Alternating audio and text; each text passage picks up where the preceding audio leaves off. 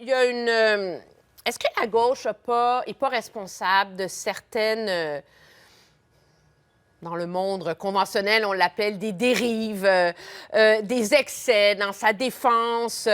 Par exemple, ici au Canada, on appelle ça le multiculturalisme, l'espèce de parti pris, je pense, en tout cas ici en Amérique du Nord, très pro-palestinien, qui a été vu par plusieurs comme une forme amenant à nourrir un antisémitisme. Ça, non, mais ça, c'est réel. Je veux dire, je sais que vous n'aimez pas quand on vous pose cette question-là, mais il y a une énorme communauté séfarade ici qui est interpellée par ça et qui m'en voudrait si je ne vous la posais pas, cette question-là. Je le comprends, d'autant que, si vous voulez, c'est une campagne mondiale du Likoud contre tous ceux qui se prononcent contre la politique de M. Netanyahou, qui a un gouvernement d'extrême droite. Ça, nous le savons tous.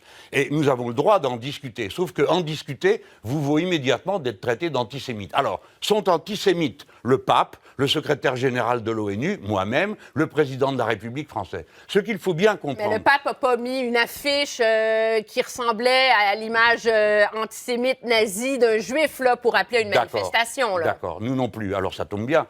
C'était une manif organisée par votre parti. Non, ce dont vous me parlez, c'est comment on appelle ça, d'un visuel. Mais écoutez, madame, tournons pas autour du pot, à moins que vous vouliez jouer le journaliste français. Je ne veux pas faire ça. Il fallait que je la pose. Mais moi, je veux répondre justement. Vous dites qu'il y a une grande communauté séfarade.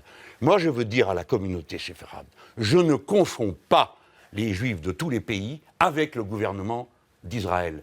Et nous avons le droit de critiquer M. Netanyahou, surtout quand il commet ce que nous appelons un génocide, un massacre de masse. Et je suis persuadé que la masse des personnes que je connais, membres de la communauté séfarade, n'aiment pas qu'on massacre et ne se sentent pas représentés.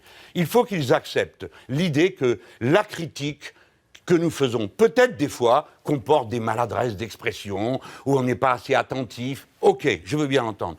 Mais tout le monde doit aussi entendre qu'on a le droit de critiquer cette politique abominable, qui ne correspond pas à ce que nous avions l'habitude d'accepter les uns et les autres. Et encore aujourd'hui, de nombreuses organisations juives se déclarant telles, hein, c'est pas moi qui invente l'adjectif, ne sont pas d'accord et le disent, et prennent notre défense.